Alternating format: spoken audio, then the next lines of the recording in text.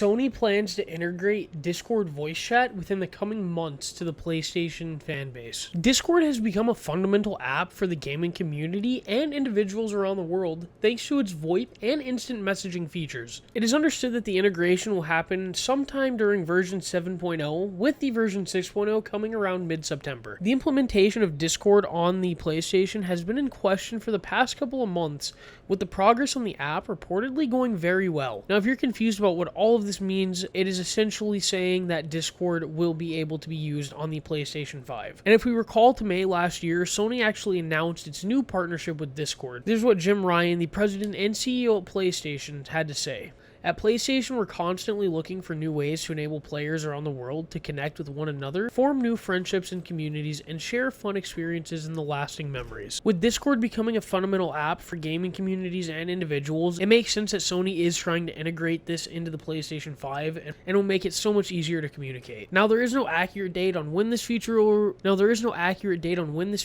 be released, but it is expected to be ended by the end of 2022.